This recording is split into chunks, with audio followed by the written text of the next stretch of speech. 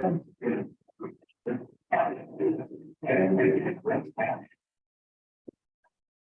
then kind of over my existing brain water and then the private and then I have all of them. That's not the answer to the work, kind of this fine. So I don't know if that's going to the prescription, you know. I didn't understand this. Wow. And I did. Maybe when we went through the fun lab, we just work for a long second.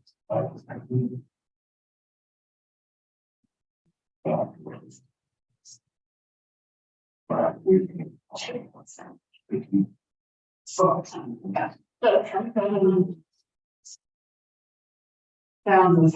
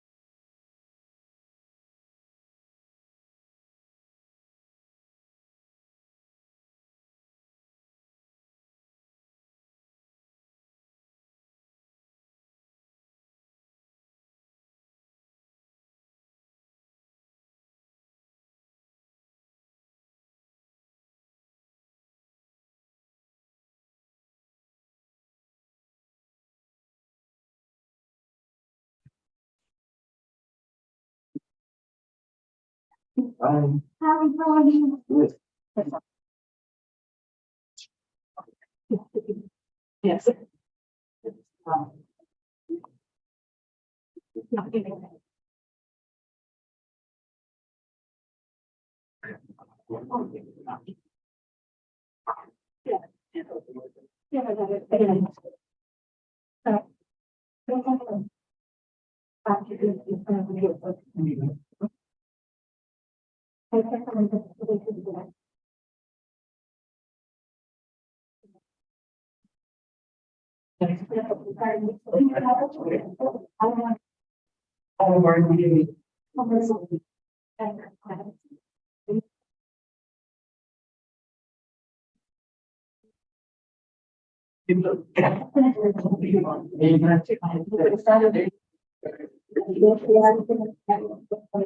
That's right. We have to be fine with this.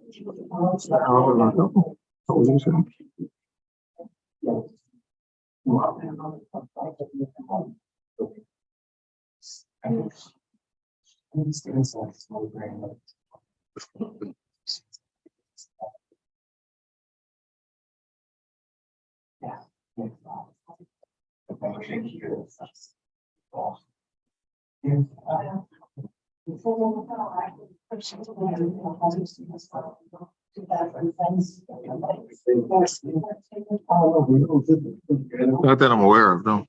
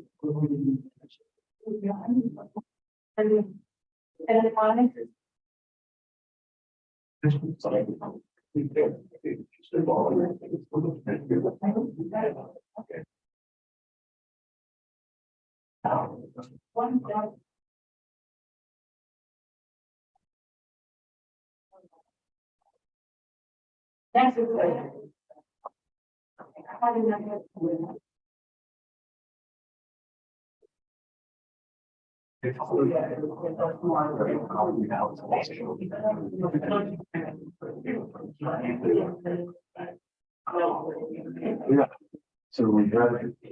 So we did ten December and we have it back when it was changed later on that.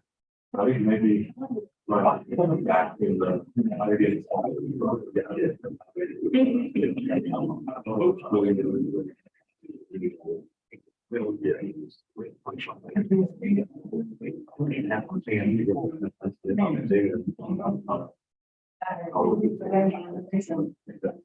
Yes. Yesterday, we started education for the Monday. Oh, it wasn't the finish line.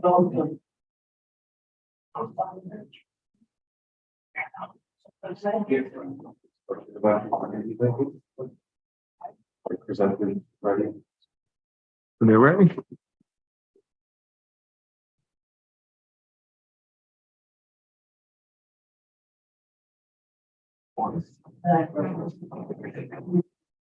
Sorry. The one that's, you know, over the court.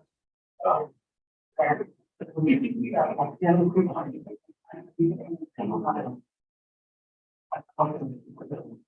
I think it's really far about it. No, thank you.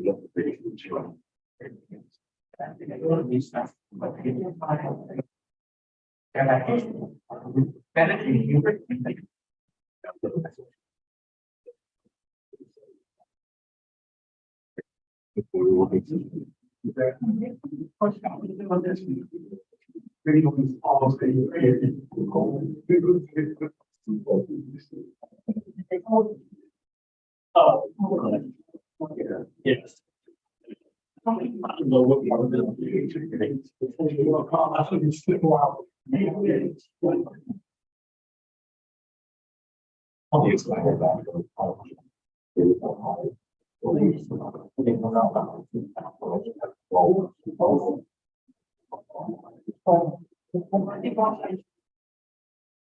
Yeah, no problem.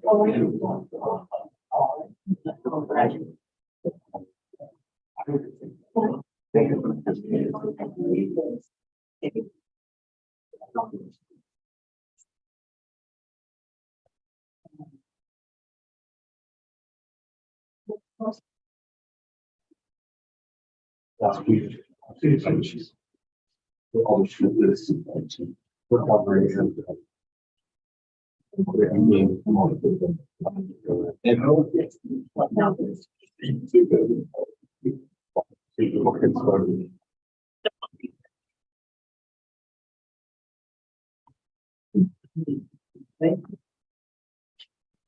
Good evening, everyone. Thank you for being here for our education committee meeting tonight.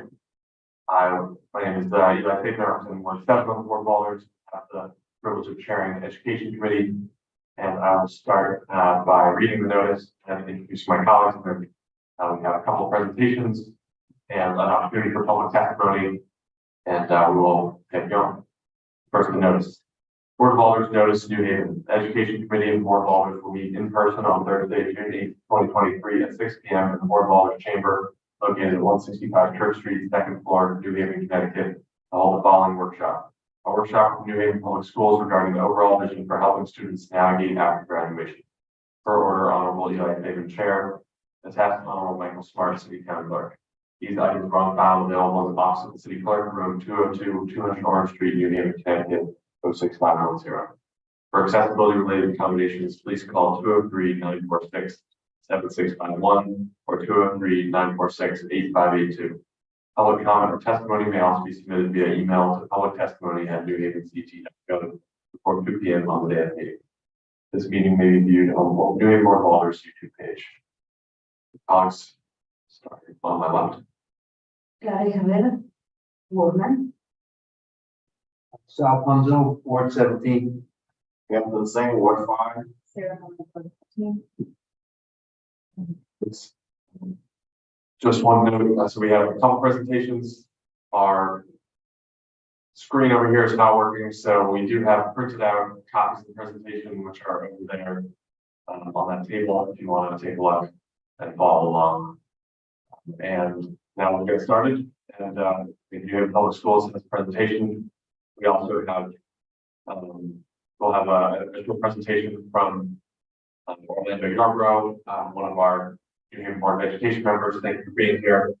We'll be talking about a program that he's involved with, which is also doing good work to support young people in the city, helping to navigate careers All the more. and find good jobs in our city.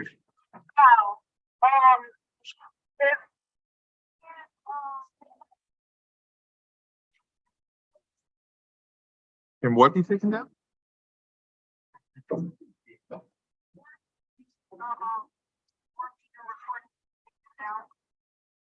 And board meeting recordings.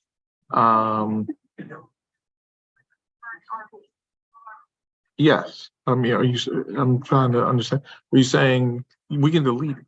Anything can be deleted if that's what you mean? And just a reminder before you presentation, just state your names and titles for the record. And I also wanted to just note one thing, that part of the reason why we're having this meeting is Oh, this is a few years ago, No, one of our colleagues in this committee helped host a roundtable out in West Brock about issues in our schools, and there were some students who were there who came in.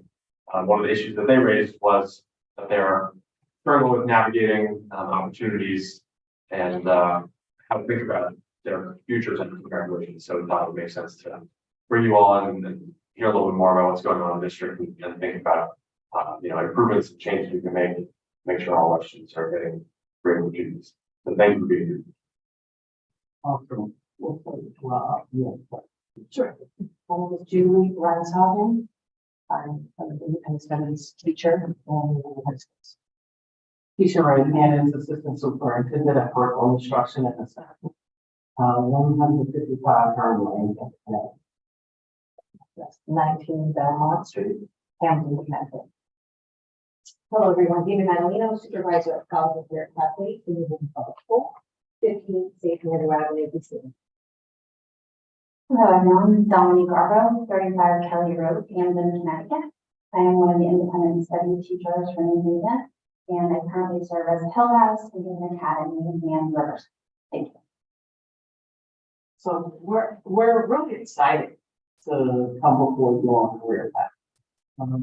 I think this is a topic that I know you've seen me come before you on occasion, that I am sure I should make about. And so I'll start with our career pathway goals. Number one is always around showing all of our students so specifically around skills that are needed right now. So we in our district, which means that we don't want to just put into one career. We want multiple pathways of interest for our students. You'll hear also the program will be also the interest of our students to know and shape our career pathways. We want to make sure that we're increasing student enrollment and their success courses. So we're not just looking for increasing enrollment, but are they successfully the advanced courses? Improving 4-year graduation rates. Later in this presentation, we'll talk about that, what they currently are. And then the transitions, which are critically important. Seamless transition from middle school to high school, and then from high school to life pursuits. Our career pathway planning is framed around the district strategic plan, as well as Connecticut State Department of Education, Public Act 21-199, and also a national all career pathways, with the hope and the expectation that our students are successful in their learning pursuit. Our strategic plan, one of our goals under academic learning, college and career readiness. And so we highlight that particular goal for you, so that you can see that it's been important, it's been a focus of ours for quite a few years. You'll also see the highlight in the strategic plan to equity and access. When I talk about access, that's for all students. And you'll hear during this presentation, it's not just our higher performing students that we are tapping into, but we want to tap into all of our students. Our students show multiple intelligence in a variety of ways. And so we want to make sure we have pathways that can meet their individual needs, as well as their interests.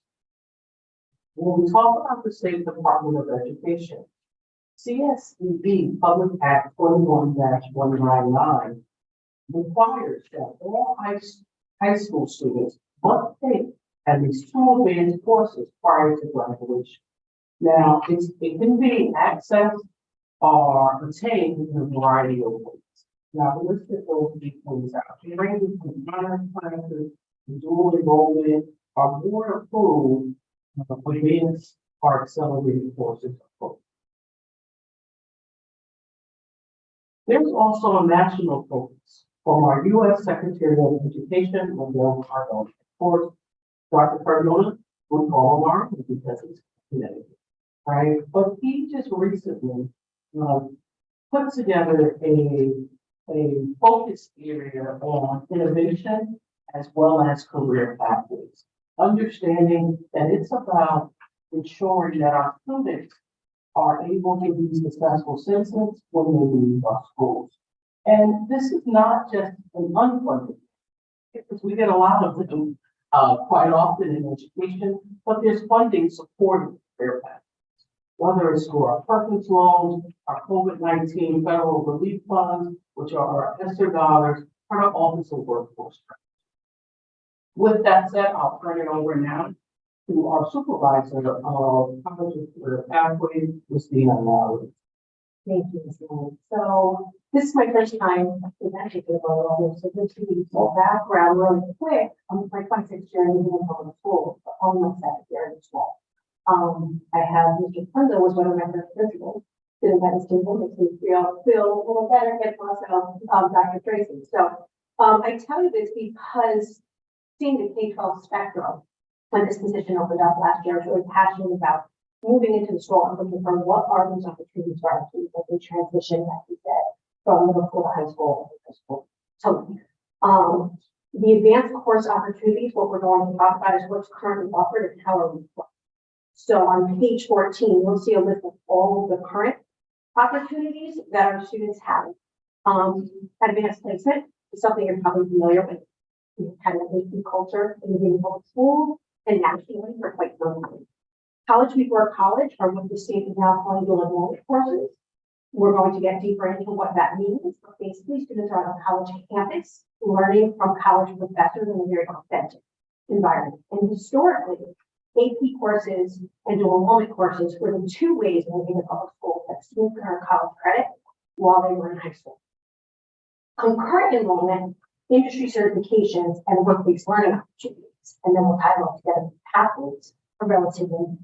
And so last year, when it was my first year in this position, I thought it was really important to just get the evidence. Where were we as a district? So slide 15 really shows where we were last year with all of these advanced course opportunities, excuse me. So if you look at the type of advanced course, the number of high school, the number of seats, moving forward, we'll be looking specifically at students when we collect data this year. But last year, we were looking at how many seats were in these classes. So for example, one student could have been sitting in 5 of these classes. We didn't collect it down to that granular level that we will be moving forward. Overall, AP obviously was about 51% of our students years, or 51% of our seats were AP. When you look at the remaining opportunities, we basically were at that below 10% range, except for concurrent, which we'll talk a little bit about, but opportunities for. So as a team, we're really working to make sure that our district is informed of these opportunities and to grow our district, our parents, our teachers, and to be able to grow the options for our students. So as I said, dual enrollment is where we first started. And Julie Ryan and Dominic Garbo are two of the ISSB teachers. Their main role historically was to get students on college campuses. So how dual enrollment works is, for example, we work with Yale, Southern, Gateway, UNH, through the Haven Promise, and Quinnipiac University. One of our high schools works specifically with Quinnipiac University. The college will fill all of their seats with the college students. So the course is running and there's 27 students in the course, or room for 27 students, and only 20 students sign up. Those 7 seats will be for the college. And Julie and Dominique would meet with students and schedule them into available courses. Very authentic. They go to college campus, they take the classes on the college campus. That's the beauty of the contract. The limitations are the times the courses are offered. I mean, really want to take a college class, but guess what? I work. And they'll leave out of the after school. Or I really want to go into criminal justice, and the only classes that are offered have nothing to do with criminal justice. There are topics that I have no interest in. I don't think it's in the classes here. And as I said, we now It's only based on seats. So you can't plan for it in a plan of study for students. It's what's available, does it fit into your schedule. But great opportunity, something we're still continuing to grow and has worked very well for many of our students earning college credit and saving them money on tuition. In 2018, and we reached out to Columbia University and are going to have a big report this year. They did a study of Connecticut, and New Haven was the only urban district that closed the academic year for dual enrollment. So what that means is that we were putting more Hispanic and Black students into onto college campuses to take classes compared to our white population in relation to our percentages in New Haven. It did not look the same for AP. So that dual enrollment piece was really closing the gap. The other beauty of dual enrollment is it's more holistic. So AP, you take the class and then you take a test, and the test determines if you will earn college credit. Whereas if I'm taking a class on a college campus, it's over time, it's a combination of all the work that I've done, and so our students tend to do much better in earning college credit. for dual. You will see here the progression over the past 7 years. In 2020, COVID. So we see that dip hit. The rationale between 2020 and 2021-22, there were a couple of factors that brought our numbers down. The first one was students were not allowed back on campus. So we lost a lot of students to be able to go into dual enrollment opportunities. Another one is we've had a program with UNH where they took, I think, 2 students in school. Yeah, between 8 and 10 kids a year. And that program is not coming back. So there were some hits. We are on our trend back up. We're looking at our data is almost solid for this year. We're waiting on some college course grades, but trending over 300 back in dual enrollment. Also keep in mind, we have more opportunities. So some students that may have gone dual enrollment are now going to home and do a concurrent enrollment instead, which could be impacting this trend moving forward to not be as again because there's more opportunities.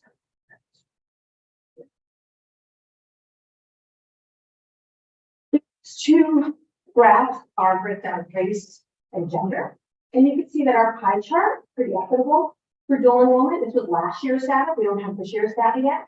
But we are overwhelmingly 20%, more than 20% higher than female entering dual enrollment opportunities than males. So that's something that we put into more problem. We're doing recruitment and making sure that males are also very comfortable with taking college courses in our recruitment.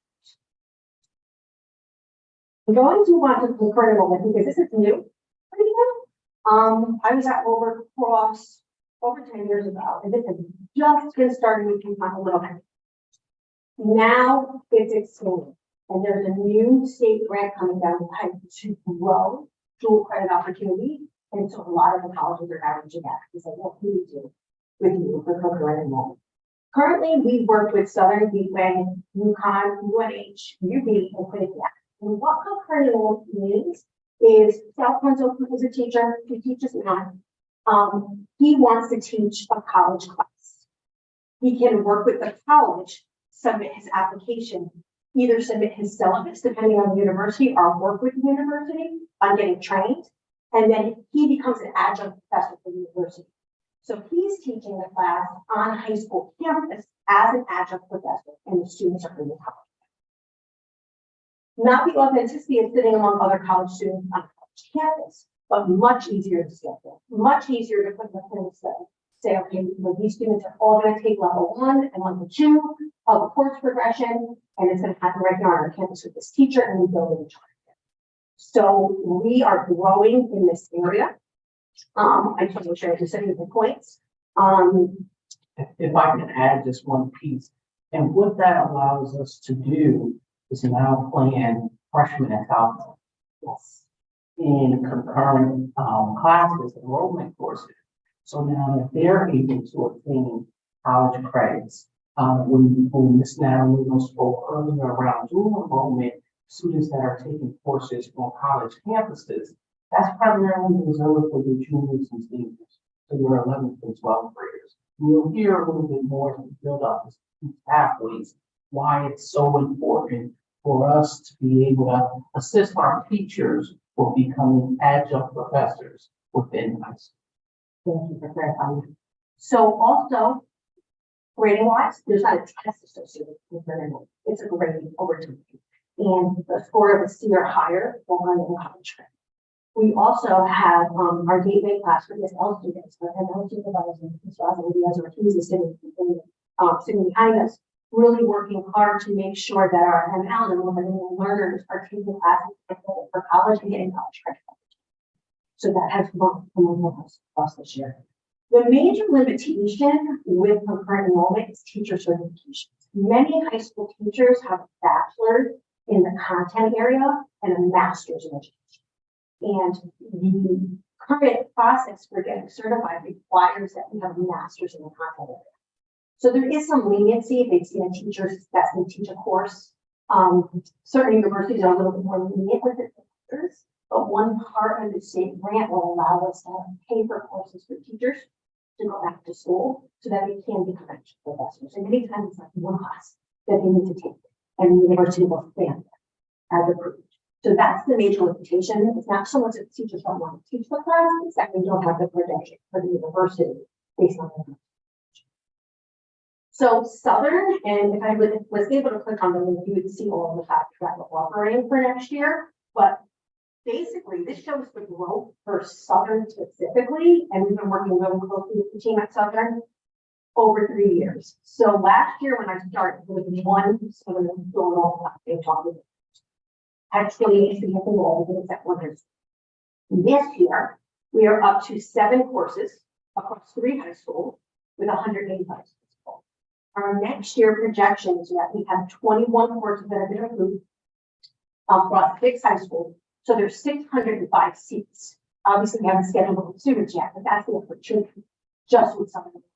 We're also adding 3 UConn courses into the master cabinet for next year. That would be so this piece is a great opportunity, and as you can see, teachers, administrators really trying to make sure those in our school. So what's another great part of this is the cost savings for our families, because every college credit that students take while they're in high school, they're reading their transcripts, and it's one less course they need to take when they're in college. So based on our projections of this year alone, between concurrent enrollment and dual enrollment, we saved individual public school families approximately $1 million for college. And that's based on the course and what the cost of credit. So we were able to get that information for you today. And think about this as the dual enrollment has been happening for years. So over time, how much money we are saving in families. So one reason that I was really passionate about moving into this role is that we have been pushing our students college, and obviously I'm not against college, which is a great opportunity. But when you look at our data, we put the universities behaving that are not going. And so what are we doing to make sure that they're not just staying in jobs at high school, but they're going into career pathways with opportunity for livable wages and advancement opportunities. And so when we talk about advanced courses, we're not just talking about college courses.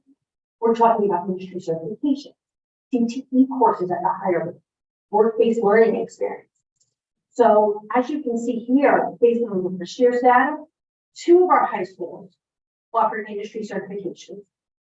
2.7% of our high school students actually earn certification. So it's literally to be supervised. Now, this is a place where we really need to grow. And I'm blessed to be working with people across the city who are also really helping, and obviously an amazing leadership team. And school counseling team, in addition to the ISSP teachers. So we're really learning what do we do with people who want to go to college? Because when they want to go to college, we have Common App, FAFSA, we make sure everything's linked on, and we're good. But if they want to go to full course, it's a little bit harder. They're not necessarily trained. So we're growing our knowledge as a team. The next slide has all the opportunities that we're offered this year. This 2022-2023 school year. But the program is really about providing students with highly relevant jobs and allowing them to earn staff at work. So that when I graduate high school and I have my resume, I have evidence that I'm ready to start my career with the person next to me who will be applying for the job out of high school.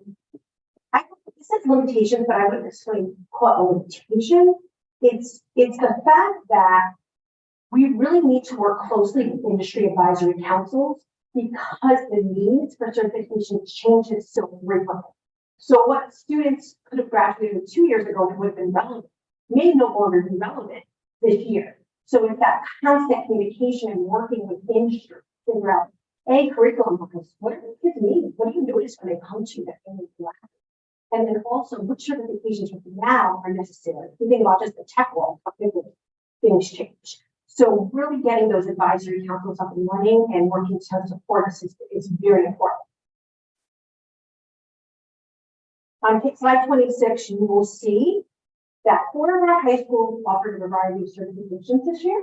And we are working across multiple schools to grow these opportunities for next year. And also at the district level. So if it's not offered by the school, it may be offered across the district. And I'll talk about that when we talk about steps. Based learning. So this was an area that I'm really learning a lot about. As far as we need to start much more. So we talk about high school, getting kids ready for careers, but we really need adults making sure our students are aware of what are the opportunities that are. They tend to know what they see. So we want to make sure we expose them to as much as possible. In K through 10, it's really about field trips, guest speakers. We're piloting a program called Apple, which is a career program for K-5. We also use promote education, 9th grade seminar courses. So really just exposing students to what are the careers out there. Really like STEM, what are the opportunities? We're preparing kids, students for professions that don't even exist when you think about it. When these students graduate from high school, we don't know what will be after their. So we really want to just keep current.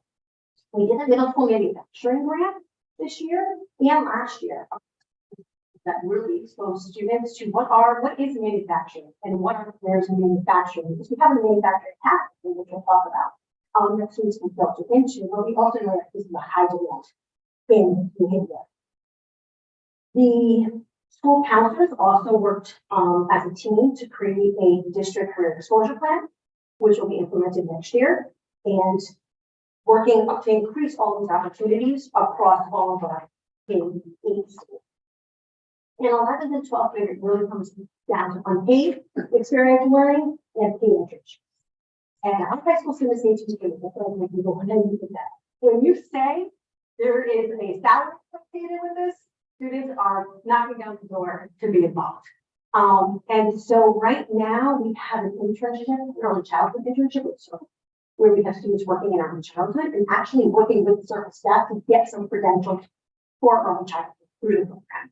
We also work with the Young Adult Hospital on the school career internship. They have an in-person program and a virtual program that our students are involved with. And then we have many school-based internships. So the data from last year was at the top, didn't include the school-based. And I really made it I made it a point to highlight to administrators and school counselors this year. We have a bridge that operates that many students. Our Governor's Cafe, our New Haven Academy students in 11th grade go into internships. We want to make sure that is always included as well. It doesn't need to be that it's always outplaced. Our next steps, this is a real focus for us. In order for internships to run smoothly, there's a key structuring that has to happen because it's not just about putting a student in an internship. You need to monitor the internship. You need to visit the job site. You need to make sure that the employer is doing an assessment of the student, and that the student is also assessing the accountability of this employer. So it's not just a one and done, oh great, you have a spot, I need to put a student.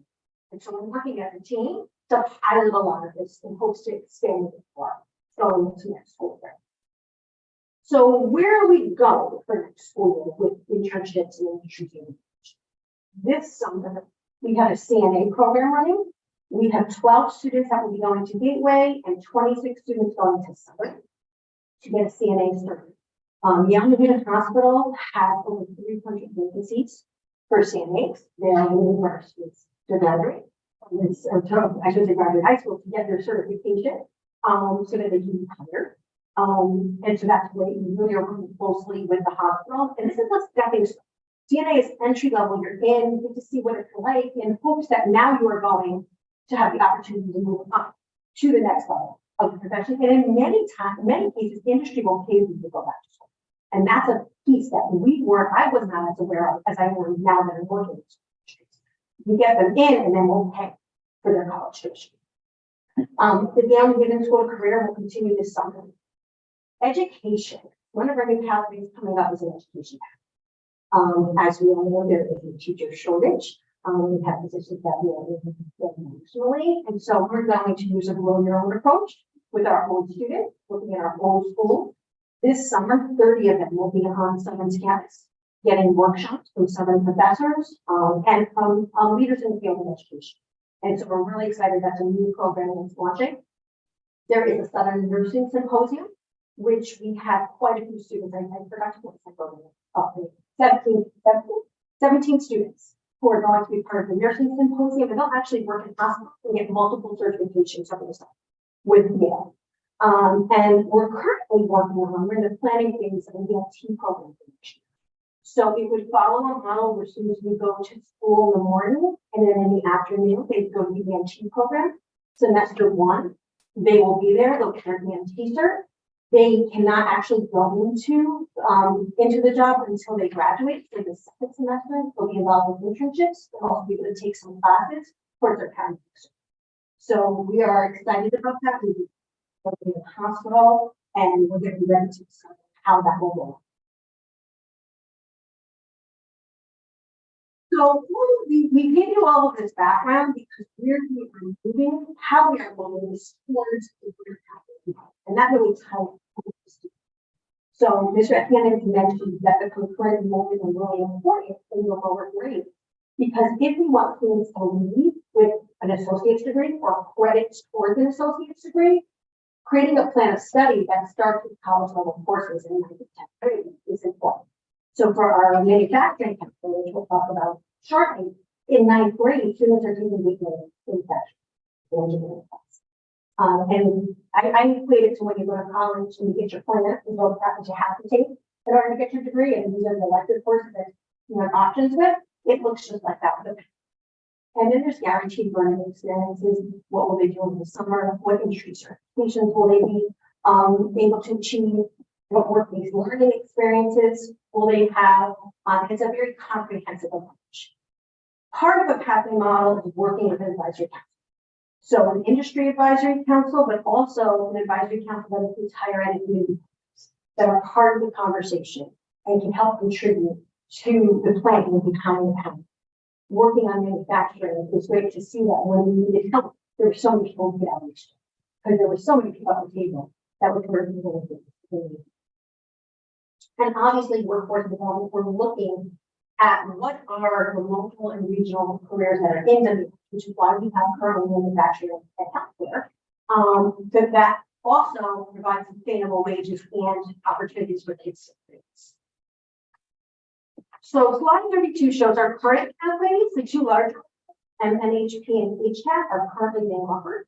Manufacturing and Haven, you may have already heard a little bit about, but that has been the first year that we implemented.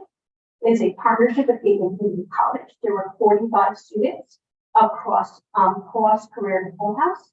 Next year, it will be at Cross Full House, where students are going to those sites because we're rebuilding the lab into a space where students will be able to engage with the necessary equipment for manufacturing. So we're really excited about this. Students can earn an associate's degree, which is 60 credits, 2 industry certification, or be on a workforce pathway where they're getting the experience that they need to go straight to the workforce. It can be a combination of both. I can be full in 60 credits. I could be, you know what, I'm going to get 18 college credits and still get some workforce experience, or it could be, you know what, college credits aren't necessarily what I want to teach. I want to do workforce experience. So HCAT, right. Sorry, manufacturing and business. HCAT, Miss Fargo, was one of the leads with Miss Red Canvas at Hill House and created the HCAT. Do you want to say anything? Yeah, so this is our first Braille pathway in our high schools. We worked in collaboration with Gateway for a year and planning out how the Health Career Academy pathway would look, what would be the plan of study. And we were able to put together, students are able to major in radiology, surgery tech. Now we're adding nursing. You remember that? Nutrition and dietetics and exercise science. And so, our students were and what was the beauty of HCAP? And it really goes to that equity piece. We didn't ask for grades. We just wanted to know, were you interested in the outlook? And we met with families, we held interest meetings, and then we told the kids, come on into our program. What we learned after year one was that we needed to, because they were higher, classes were higher with them. We needed to connect with them earlier on in the program. And so we made that adjustment with partnering with Yale to provide tutors to our students. Every year, we hold a family meeting with Gateway staff, with our families, with our students, just talking about the program, talking about progress, having students also show their work to families so that everyone can see this is the progress our students are making. Here's what we're learning, and here's how learning is integrated. We are really proud of the HCAP program. Our first cohort will be juniors next year, and they will be able to start taking some classes on the college campus. There's a commitment that comes along with being part of these pathways as well. So there are summer classes that are required. Our families know this, our students know this up front, and they continue to engage. And so we're really happy about HCAP, but also our manufacturing pathway. And Ms. Natalie will talk about some new pathways that we're implementing. And Sam has really hit on a really great point. It is not about you're entering because of your success in the grade or your success freshman year. It's about are you interested? And we will provide the support that you need. So it's very much driven in that and education as well, based on interest. Education pathway will be starting across the house in the fall. And as I said earlier, it's a lower approach. We're working this summer. We have a very summer plan of study. And our students will graduate with the majority of their prerequisites done in education if they follow the plan exactly. And that means where most students will have to and will need to apply for some education program as sophomores, our students will be able to enter as freshmen. And we've been working closely with the team over there. We're really excited for that path. The other piece of the education pathway that's nice is that we have the lab space to recommend in public schools. So it's not like we're going out and saying, can you take students something like that and work with our own teachers in our homes. So it's set up for success. Bioscience is a collaboration with New Haven Public Schools, Southern and Gateway, and we are in the planning phase, hoping to implement in 2024, 2025. And that will take place at the 101 College Street building. Nice part about that is the authenticity of working with high school students and college students, because some students, and in the public school students will be working together in the labs, in the building, where the professionals are. And so this opportunity for students that are interested in this career pathway will earn them college credits and help. I'm going to really quickly hit slide 33. These other programs that we have that are running that have a pathway approach. The Hill House works really closely with education, and there are multiple training professions that students have access to an apprenticeship program. So when they graduate, they're ready to go into an apprenticeship and or go straight into the workforce. We have a computer science after school program, district education. It was historically for high school students, and this summer we have middle school students that are going to be working with DMU to get exposed to web design and different programs that they offer. CONCAP is a grant with some. Basically, what they did was they chose 50 students as scientists that have been working with SCSU in a mentorship capacity and able to take classes each semester and over the summer on college campus. They started off as a cohort and took the first 2 classes all as one group.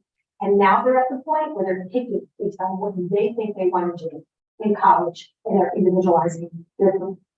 They will graduate with 18 college credits from Southern State University, And when we graduate, a new cohort will be there. So I'm working with some of you of that. Right?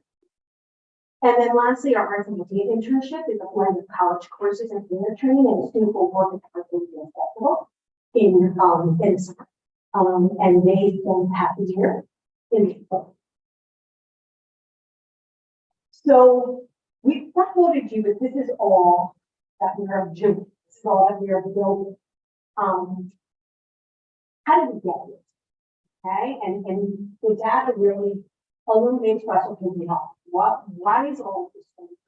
We know post-secondary success is a priority, but what did we the data? So you will see the 4 or 5 year graduation rates for given public school. We tend to remain, mid-70s, low 80s over the past 5 years. This is based on 4 year cohort. Some of our students will stay with us and graduate in 5 or 6 years. We are not every single one of our students is finding success. In slide 36 breaks it down by basic ethnicity so that you can see it going as well.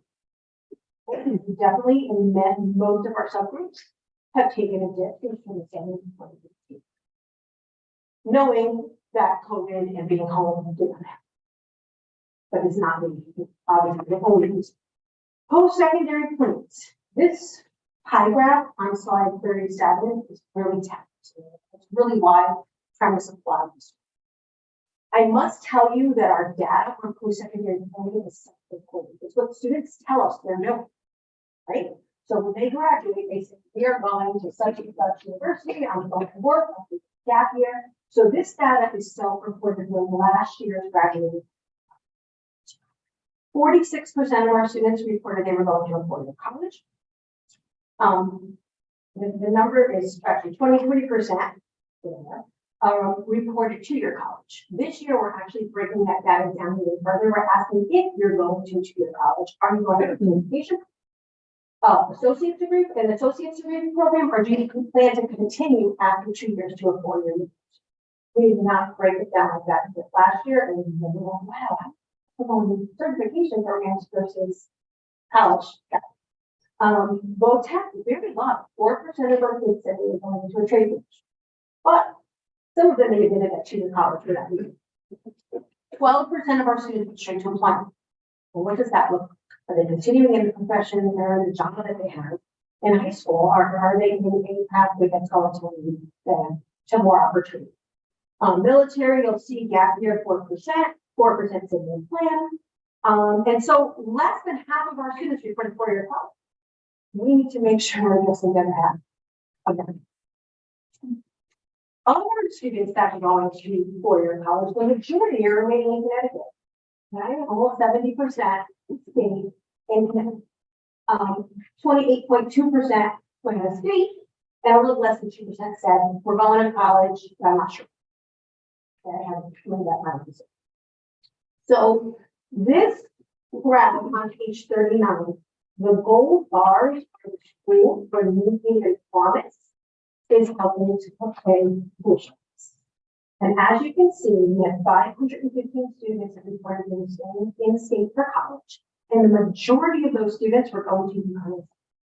Hence, our concurrent enrollment with UConn and Southern is really important because their transcripts are already graded, and those courses will definitely be studied at those universities.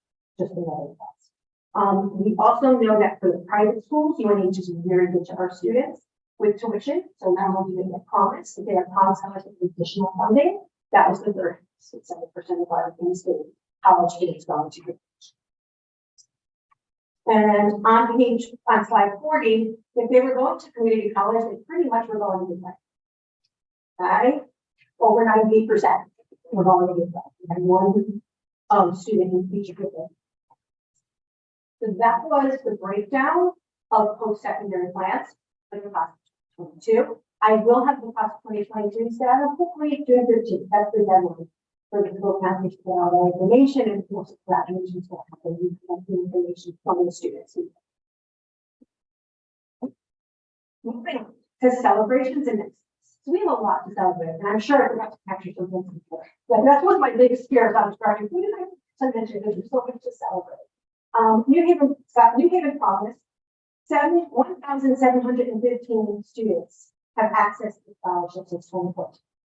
And I say access because we have more students who have earned it that haven't gone to the schools and actually access it. But that's the number of students who have actually accessed the money. And this year we have a pending section with Yale, where our students are also getting scholarship money to go to HBCUs. We've seen that celebrated this year, and we're hoping to continue to grow that program as it came in January, to us in January. New Haven Scholarship Fund, another friend of the New Haven Public Schools. As you can see here, between 2018 and 2023, we had 1,316 students receive funding for over a total of over $2 million. But since its inception, over $10 million have been given to over 10,000 students. And that's just amazing of the opportunity that it provides for our students. We talked about how we're closing the equity gap through multiple advanced course opportunities and tuition savings. Already highlighted those in the presentation. Cost savings for the public school parents on certification. When you take a certification exam, there's a cost that goes along with that too. So when we create these pathways and certification opportunities like CNA and DOT, those costs the families do not have to. We had 16 students accepted to Yale University this year, among many other IBs. What we decided to highlight Yale here, and 9 for early admission. The structure to support dual enrollment. We are a team that's working really hard with well leaders, and we are making sure that we're going from just dual enrollment to dual credit, and where all of the different ways that students can earn credit, not just through the college before college courses. Our school counselors work hard. We have organized school counselors in the district. They really help get this information to students, along with the work of our team with the school counseling team has been extremely beneficial as I supervise both departments. We have great connections. I did not realize how much of my job was going to be outreach and creating partnerships and working with so many different entities. This year, City of New Haven worked very closely with the New Haven Chamber of Commerce has been extremely supportive in helping us. Match, NCT, the Community Foundation, the New Haven Community Foundation, CCAT, which is the Center for Advanced Technology, Workforce Alliance, and the State Office of Workforce Strategy meets with me and a team of us that we plan for how are we going to grow. Very, very supportive. And then last but not least, we have college and career centers in multiple schools so that the school counselors are also able to tell the students that we know one-on-one, longer time support to go to the career center and someone sit and help them with their message, help them to get that last time support finished. So that's going to be really great benefit. Our next steps. I mentioned a couple of times that the state has a dual credit grant. We are up for $90,000. And we are going to craft that grant to be submitted to help us to grow this programming. We are coordinating with the City of New Haven on numerous programs to make sure that we are addressing the needs of careers in the city and with our students. Automotive, transportation, utility, and technical still are a focus point, but it's much more than many other things. We're continuing to build industry search and workplace learning opportunities and creating the supports.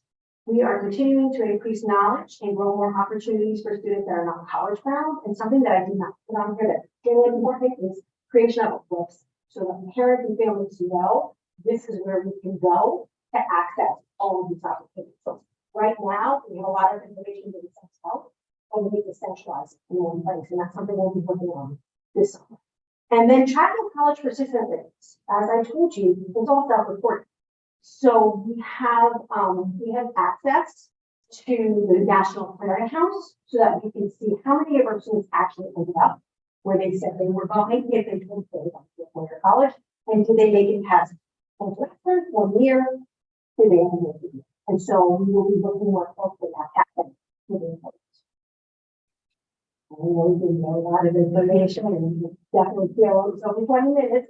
But is there anything that any questions or any feedback that you have? We're very open to suggestions on where we should be moving with this moving forward. Well, thank you very much for that very thorough presentation. We appreciate it. And colleagues have any questions? The president of the members. Have a comment. I had quite an opportunity to dance. I know years back, we used to have some middle school kids who were really good in math, so we used to send them over to Little Cross. It was an easy transition back then, you know, but this is really a great opportunity. How much, I mean, the middle schools, how do they get the kids to know? They have assemblies, they send out work, I mean, because this is so much information, it's kind of hard to, not hard, but, you know, to reach everyone, to give everyone an opportunity. And do you do anything, you know, for that and for parents so that, It's a great question. you know, So I supervise K-12 school council. So the K-12 school council this year, I met with every single student in the family. There was actually a Google form that they filled out where they were able to provide us with information about career interests, outside of school interests, so that that information was straight to the high schools, and they went the pathways. So we educated the eighth grade council to educate the families. That was one piece. Also, Ms. Fargo, Mr. McCain and Mr. Squalia, who are working with manufacturing, they went into the school and presented on the manufacturing pathway and the health career. So there were multiple ways. Last we did a lot of parent information sessions for HVAC. And we also interviewed all families and told them this is what you're committing to us is how we're committing to you. And so I'm sure that will continue. I mean, this is so much information that's so great. It's nice that they go. I would also highlight that, it's an area of growth for us. It's not only mentioned website. Right, and board member Will Thomas. It sent us all the old documents, bring an agreement forward. The need to have a landing page, on our website. What Miss Natalie Noel team did this past year, and she said she educated the eighth grade counselors. She actually took them on a tour of all of our high schools, so they can learn about the programs. Like you stated, Mr. Ponzo, you know, most people aren't familiar with all of the offerings in our schools. And because there are so many offerings and they're new that they've been implemented over the last year or two, everyone needs a refresher. And so getting out the information is key. And so that's something that we need to continue to work on. I have one more question. What about the trade unions? You know, I'm talking about electrical and, you know, carpentry. I mean, I'm sure there's a lot of girls and boys that might be interested in that. And that's a career that's pretty beneficial. You're absolutely right. Justice Education specifically works with the unions, and that's specifically at our house. At Lower Cross, a lot of the same teachers are there from when I was assistant principal there. We connected with a lot of the unions, and would have them come into our career things and our career fairs to talk to their classes specifically. But it is definitely another area. Getting the unions on board, building up that trade program. Eli Whitney also, for students who are part of the Eli Whitney program, which I did not highlight in here, is another great program where students can go after school or during the school day to Eli Whitney. And we're also working with job corps to try to build something out for the trades as well. So we have some things in the works. But you know how hard it is right now to find an electrician and a plumber. So we are truly knowing that this is an area. Thanks. Thank you so much. A lot of information as everybody said. But this would be a question. My first question is to answer very part of it. What are the efforts that you're doing to get educated to this part, in this case, to join the school? That these opportunities are in the school and there's no other people in the school. Because hard to say, oh, people in school, they want to change that. They don't know this kind of training. So, I can suggest to reach out to the community in a way that can help our knowledge, within the knowledge, and make it this kind of opportunity. That is something that I would like to do. And the other, I have a question that one. What kind of really relationship do you have with all of these workforce who actually support these trained students? either for high school or college. My son was then performing Helen Promise. He was graduated in Mitchell in Yolanda. He coming back over here and try back and forth. What is the specific help we can help in this case? With this workforce to help them to actually get jobs. That's a really good question. As far as the support we're giving them all in the program, we're really trying to replicate what we were doing with the open enrollment. So for students in a college class, we meet regularly with Dominique, Julie, we have one other ISSB teacher who really care with us, Victoria. They will meet with them and monitor them along the way. Or if they're struggling, making sure that they're the support groups. The same needs to happen with students in the workforce. Making sure that there's connections with them so that we're not sending them. To date, Dominique has been doing a lot of that work, the pathway work. So she's really been taking to say, okay, students that are in the circle, meet with circle, talk to circle, go back with students, go back with the families. As far as getting them into the professions afterwards, once they're in these internships, it kind of just lends themselves to the workforce. For example, Circle is loving for students. They are saying the students are some of the hardest workers that they have. And so they will naturally, if they choose to, stay. And some of these students are only juniors, so they'll be there a full this summer and then a whole other year with the different childhood centers be hired to those programs. With Justice Education, they do a whole job placement. Workforce Alliance has met with all of our seniors who are not college bound to talk about the individual mentorships that they can provide. They will work with the students, give them an interest inventory, get them into careers, and then monitor them and support them for a full year after they're in the career. And so they've met with all of our high school seniors at 4 largest high schools and our alternative schools that are saying they're not going to college to get them set up for success. So there is opportunity within the workforce. Contact, we all know, another great opportunity. All of our high school counselors want to use the contact, just learn about that program and get our students set up before they leave high school. That's been my biggest push. One, even when I work with different agencies, once they leave us, it's so much harder. Over the summer, I was always over at Wilbur Clubs. I think to come back and say, I got, I was planning to go to X, Y, or Z university, but then I got the bill, so I wanted to know, and it's not going to happen. I don't know what to do. And so another long-term goal that we have was we really want to put people in positions to support our students from high school to college. So there's a point person that's working at Nathan, a point person that's looking at who's going to school, a point person so that when they don't, or when it's time to register or do your FAFSA, they don't realize they have to do the FAFSA to get their financial aid. There's someone that's working specifically to help support it.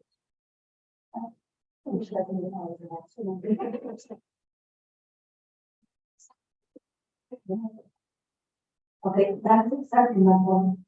There's so much work to perform steps, and we want to make sure they actually do it. Yes, it is affected.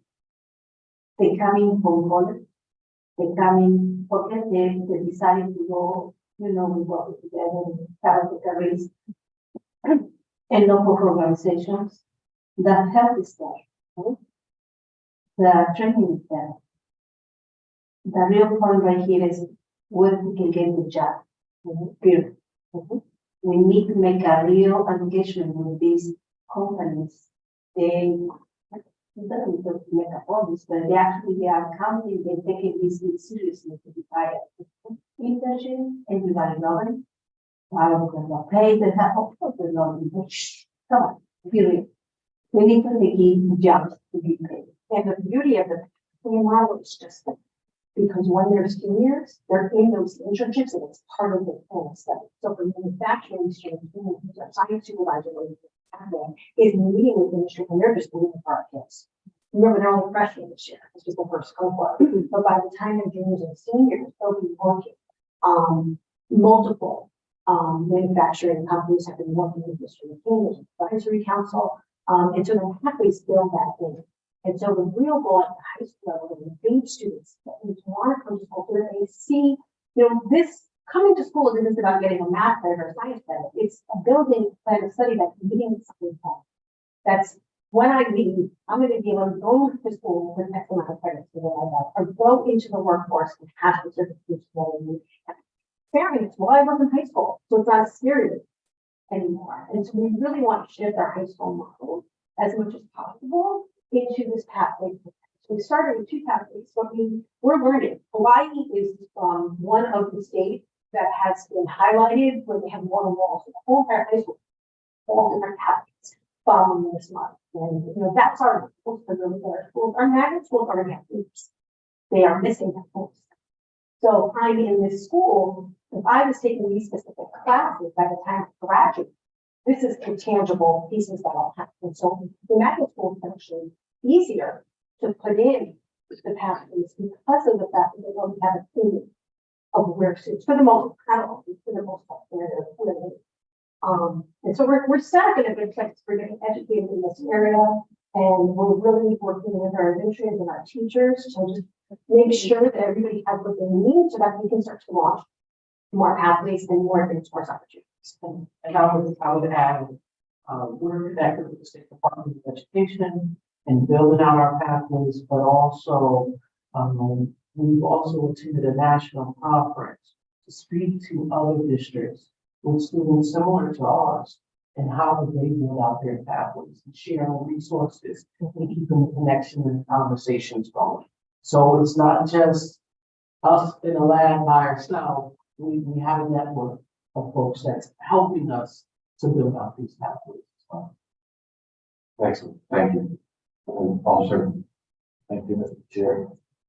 Thank you all for this great presentation on the pathway. It's a lot of information. And going back, you said you spoke with your counselor that will connect with the student. How often or what's the program in connecting with the student and let them know these are correct pathways? How will you get that information and what time?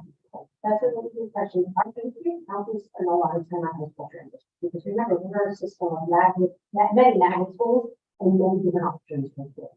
So it's not like everybody's matriculating from one elementary school to one high school. So it's really important that kids hear about the opportunities.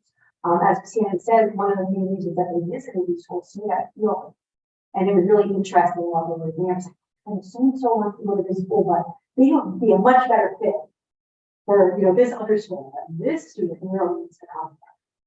And so the beginning of the year, this year specifically, was really about educating the counselors. What it is that by mid-year, December, January, before we went into the magnet lottery, they were able to meet individually with students, to meet in classes, to talk about opportunities, and then to have individual meetings, many times with parents attending, where they were filling out the magnet application. And aside from the magnet application, a Google form that we really highlighted all of their kids so that can go to high school. And really break down, guess what? Now we have this opportunity for manufacturing, really that kids at home services to them. We're doing the work right now. And based on the counselor put in to this form. So it's happening at full class level, it's happening at individual level, it's happening at parent level. Many of the counselors have their meetings as well, where they went over and maybe do different opportunities for the high school, and our choice in enrollment does a lot with offers for our parents as well. Between our magnet pool event and also we had multiple events this year just for individuals to come in to learn more about high school. Thank you. It's important to get a little message out of this. Thank you. If you go back and if I heard it right, are you going to revamp the trade school, trade engage in more of that investment in the trades that, for instance, that Hill House used to be having? Are you going to revamp that? Could you explain a little bit on that? So all of this is we've been working on that piece a little bit more to talk more in detail, but the city of New Haven has been working closely with us now. And we're all working together to figure out what is the best. Is it programming within the schools that we're in? Is it more of an ECA where they go to their high schools in the morning and then they transition to trade programming in the afternoon? Is it an actual that needs to be created? And so we're working together to figure out based on data and based on experience, where do you think we need to go? I would also add, I know at Hill House in particular, the principal conducted a survey and wanted to see what students had, which grades were of interest. And interestingly, while we're shopping, colleges goes to the top, right? We're working with the unions on automobile as well, but there are other interests that our students have right now. This is where it's important, one, to align their interests with industry needs. As we're looking at projections over the years, like what job markets what's the job market looking like? What jobs will be available for our students? And we've done some work with the city of New England and reviewing data and research on jobs that are available. The picture on the front here is from our college and career fair. We about that this year. And it was very interesting because it had the students responding on it. Like, okay, we know this is an interest. Like I said, we can't find an electrician or plumber. That's a great way to opportunity to move in. You know, find a way of that. That if you don't have your child, if it would be an internship with a company, logistics, or we work 8 hours, 10 hours, it would be still they would be able to, or a company would be able to shepherd, student into that. Thank you. And finally, Mr. Chair, if I may, I'm elated sitting here that we will be using one-on-one college. Whether Dr. Tracy was there in the groundbreaking, both of all us fought a lot because with development for opportunities for the students and the students, mainly we started out, we fought to get some benefit for the big boys. So we can use that series. So I'm happy to see that, we're really going to failing you or take use of that opportunity that we will continue to advocate for us. No, thank you. And what will be awesome about one-on-one college is while our students are working in class, folks in the industry in the field will be working, and because there are glass windows all throughout one-on-one college, they will be able to see the scientists at work and see how the process unfolds real time. You can't get more authentic than that real-time, real-world experience. So it will be awesome for us. Thank you, Mr. Chair. Thank you, Officer. Any other questions? Thank you for the presentation. I just want to say, in the past, I've heard from a lot of partners, a lot of them who are listed here, that it's difficult to work with independent school, they would not come back. And I've heard the opposite, like the past few years, so kudos to the team for bringing a lot of these people to the table who haven't felt like they've been able to connect with the district in the past. I want to encourage you to remember some of the things that we've lost in the past that were really great. I always think about the house program at Riverside that was saving kids' lives, and where they would make furniture out of the teacher was cut during some round of budget cuts, and I don't know if he's still around, but to look back at things like that were working really, really well, and we lost just over like some petty amount of budget.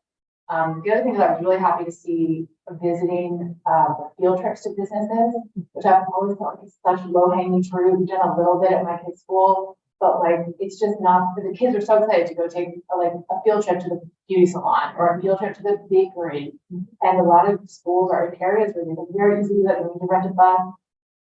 So just to really encourage that as much as possible. And then I just had a couple of questions around the concurrent where they're teaching in the school.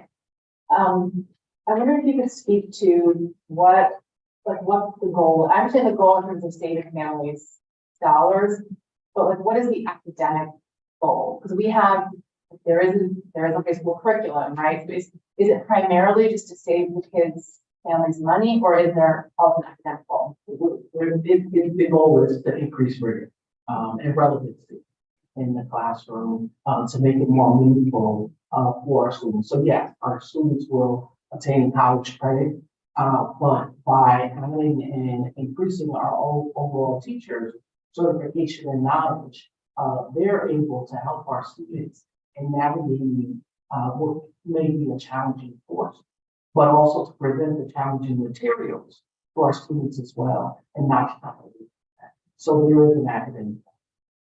And I'll just add on to that, there's a lot of data that shows that college persistence goes up in the high access to college courses or in high school. Those are even higher than the college students.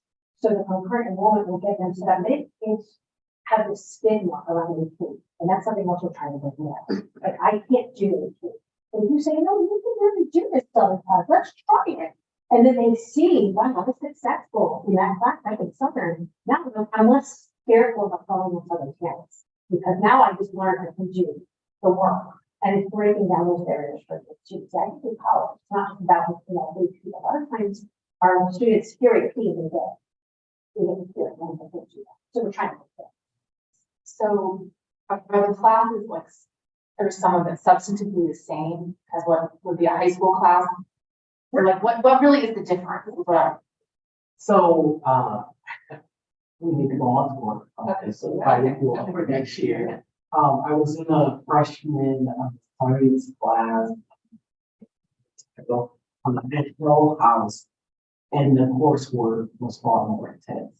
Even the technical. You were not, and I didn't know when I walked into the class that I was in one of the HCAP classrooms, but you knew immediately the class overall content was more rigorous. You could see the work from our students, and this was a freshman class. And it was an entry level class. So they are receiving their coursework from a different class. There's also the time associated with the self certificates, because if you're taking the class at college, you're taking it one semester. If you're taking it in high school, you have a whole year. So much, we find they're very accessible. When I look at the grades for our concurrent enrollment or enrollment courses, our students are doing very well. In manufacturing, when I went to the freshman taking college courses for the first time, I was amazed how well they did. It's very interesting. So those grades are looking great. And so that was our biggest concern. Freshmen taking college level courses, how much support, what does that look like? But we felt when engagement was there and the hands-on, they're doing very well. Thank you. My other question is just about staffing. Like, these are incredibly complex programs because you have this stuff. So I'm like seeing them. So I know patients might do it at 3 a.m, but beyond that, like, how are you able to staff these? They run smoothly, and it seems like a really heavy lift to get it right. Very. To be honest, so for teachers that may be teaching on one of the courses that is on one of our high school campuses, they're still teaching regular classes as well. It is very difficult though because of the certification. So I may have a master's in mathematics, but I don't have a master's. Well, I have a master's in education. For the college and career office, we need some more focus on internships. So at school to really build this model out and be successful. That's what we're seeing from districts in California. That's what we've heard from districts in Hawaii. And when we reference Hawaii, because when we were at the national conference, they were leading almost every question. And their model was just spectacular. And it's what we plan to achieve in the public schools. But yeah, so staffing is involved. We do need to look at how can we truly build this out to be successful for our students. You inquired about workplace experiences, ensuring that kids are successful. Well, we need someone to be able to monitor them as well. And so we're stretched pretty thin. Our counselors are doing all they can, but there is a staff that would be associated with ensuring that we build this pathway successfully by our students being successful. Okay, thank you. And then just one more. about the industry certifications. So, I mean, so you have 4 high schools that offer these. But I think it says 2 on the chart. Well, that's what we're really saying, the data Yeah. was from last year. Okay. And then the 2020. So all of this has been expansion on here. So, let me go to the slide. In last year, we had 2 schools that were offering industry certification. And then we were in sons and, okay, I want to say it was, where it had, yeah, the medical assistant program. Sounds cool. As I said, I asked for the data. A lot of people didn't realize that what they were offering was true industry search. And so when I sat down individually with people after the first year of data, I was like, you have this. We didn't realize it was what we were after. Right. And so now we're in a little bit of a better place. CNA is definitely new at Overcross. And we brought back, Mr. Bradshaw, who's the calendar teacher, and we met him, I believe, here recently. He is brought back the certifications, through the, that was last year, Okay. Yeah, it just seemed like there was a lot of programs and not a lot of kids at school, so, okay. Okay, I think, it'd be great to tell the story of this more broadly. I think it's not really known. I think definitely the website. I've never heard about most of this stuff. Kids, they're not. I think that will be really key, so I look forward to seeing. Can you do anything to help us? Thanks, Alderman. I have 2 questions, I think. So first is I was wondering, looking at the numbers about how many students are participating in industry certifications and work-based learning, et cetera. I was wondering how this compares to these are compared to the demand. Like, are we turning away students? Are there 500 students who want to do industry certifications? We only have seats for 147, so 350 kids can't for how's the moving at the moment? district one, but we're not. We put out just a survey, like literally, didn't get much information, a nice little flyer, who wants their CNA? And we had no idea how many students were going to respond. We only had 12 seats at Gateway. So Ann Benowitz from the American Chamber of Commerce referred that Sheehan, and Ann said, Gina, you have no idea, or Yale is a great, you're such an interesting place.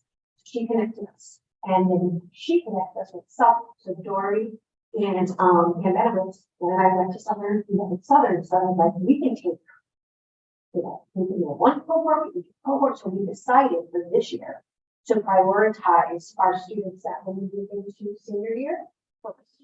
So pilot over the summer, so 26 students at summer, 12 at Gateway. Our multi-learning learners will get some extra support at Gateway as well, making sure that they have some on-site tutoring. And the goal is to now continue that for the fall semester of the spring semester. So we have a list of kids, we'll continue to market this. How many students actually filled that semester? 140. And we had 12 seats originally, so it was like, for education, not as much interest, education. So we piloted education for education and leadership for the summer academy. A lot of kids want leadership.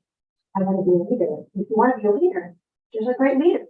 So that's the way that we start to get them exposed. Then we need to change the script on education. We're going to hear all the positives.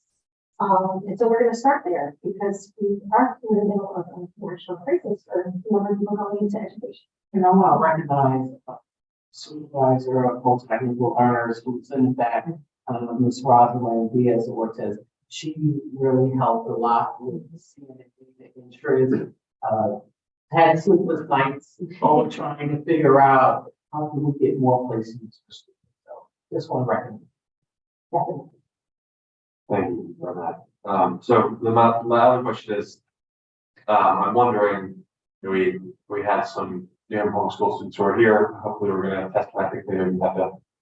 Maybe they have to come over to you, but exactly right. And I was wondering if you could talk a little bit about, the individual connection that individual connections that students have with, I think you mentioned school counselors and how much of a one-on-one work is being done to help students navigate, these opportunities and think about what they want to do after graduation. Just sorry, I think you mentioned at the moment there are 50 school counselors, or 49. There's 49, but half of those are in Hickory. So there's Yeah, so. 20 copies. The size of the school. Of course, that's the most, obviously, the largest school in the center school. But then the school is smaller than all the front school. I'm the back hill to the ninth grade, something that I'm really passionate about is that high school transition. I've seen K-12, started off in middle school, went to high school, and went back to middle school, and everything over there. We do a great model of transitioning our students from 8th grade to 9th. What tends to happen in high school was that first month is scheduled, right? So we have a schedule, classes, the counselors are so embedded in that work. And so we're really working as a holistic team this summer and this year to say, who's coming to you? We need to wrap around that people. Like scheduling, good time aside, we need to meet these kids. Because a lot of efforts historically have went into 11th and 12th, 10th grade and 9th grade, okay, at the high school, unless there's a framework which says, you have a grade council, 10th grade council, if one council in the building, it has been historically part of the research center. In 11th grade, every junior has a junior meeting, so there's a class meeting, there's an individual junior meeting, and they should be meeting with the counselor at that point so that the counselor can set them up with what they should be doing over the summer based on their post-secondary plan, making sure there are scholarship opportunities. We've even promised, if you're a promise scholar and participated before, you're getting so much support when you go to college because they're wrapping with these kids when they're still in high school. It's the nonprofits that when they leave us, there's not the same. And then in 12th grade, many of them are living in BoA. As far as personal connections, that's really hard to talk to because, One-on-one. yeah, so the one-on-one meetings, I'll tell you the expectation is that it's happening every single year. Historically, 11th to 12th grade have a lot more attention if there's only than the 9th and 10th, and then really shifting that. They do developmental guidance lessons in 9th and 10th grade, so they see them more as class. They go in and they talk about the difference in the transcript. That's really important. 9th graders don't realize that you're going to graduate as a grade, and that this transcript that you're going impact your GPA, and that GPA is what colleges are going to see if you're accepted. So they do a lot of lessons around in 9th grade, and they start usually when they start with our students. Thank you. Appreciate the answers to all of our questions and very thorough presentation as I said before, and a lot of great work obviously happening and excited about the next steps and all the expansions that's happening. I think definitely a lot of buy-in from us and excited about the new opportunities for our students. So thank you. I don't know if there are any other questions, but on her. Okay, so quick comments. One, I just want to throw out in between all these programs. Yes, how of these companies and co-workers to connect with the works, but I would like to open and thinking out of facts about all the small businesses that are around that area. There's gonna be super beneficial for the whole community and open up all over variety, because it's not only trying to give them like a quick books to these students. They can have one time to a grandma, a small business, and probably they can get influential to say, oh, well, maybe I can make my own business too. So please try to get that injection in there, give them the tool. And don't forget that the payment is paid in a lot of small business and connections that I may be mentioning all over the world in our areas where they in downtown, we have to be markets at large, which is lovely. And our kids, they will be beneficial to see working in summer and get a sense, oh, I can do this and have a room there, I can make my own. So good time, then just know what work somebody else thing. DNA, all of that. Just make it feel like I'm thinking it's not enough. So, indeed, I really think that can people anybody can. Thank you. Thank you, Laura. Thank you so much for the presentation. Thank you. Appreciate it. Thank you. And, we also have here tonight, as I mentioned before, Orlando Yarmouth, who is one of our members of the New Department of Education, but also helping the bio launch, which is a program helping younger people in our city and people of all ages, I think, find good career pathways in the bioscience sector. So we invited you here today to talk a little bit about this program and, potential connections with NHBS students and opportunities for our youth. So thank you so much for being here. Thank you very much. Thank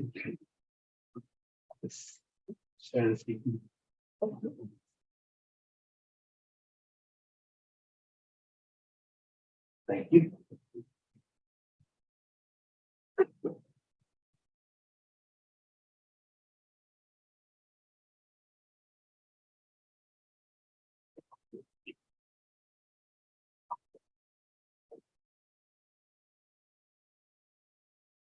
Thank you, Dr. Yarbo. If you could start by just saying your name and address for the record. Thank you. Orlando York III, 111 Roger Road Drive.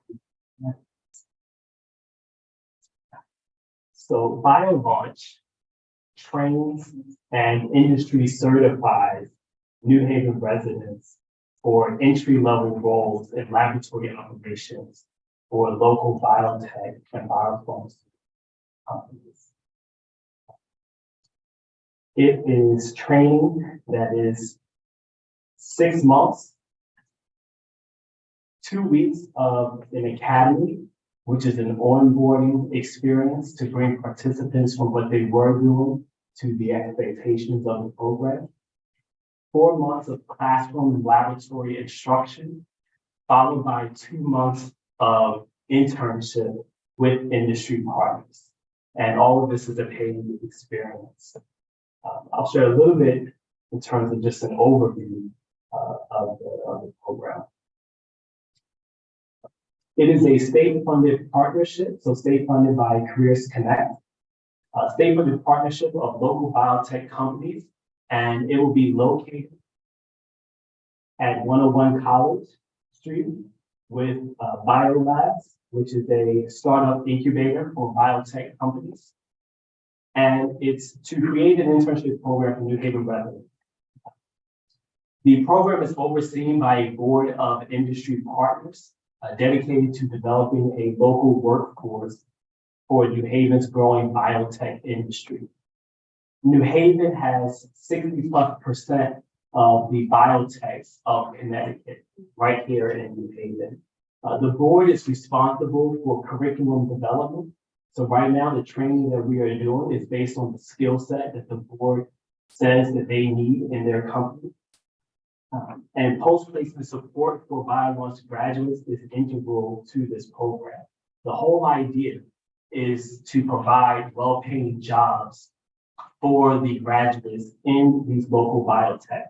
If there are no jobs, I'm not interested in training anyone, and there's really no point in doing this work. BioLaunch will have a community allyship program. So in addition to us working to train the residents in biosciences, the partner biotech companies are also being trained in order to create an in-house environment that supports the trajectory and the growth of our graduates.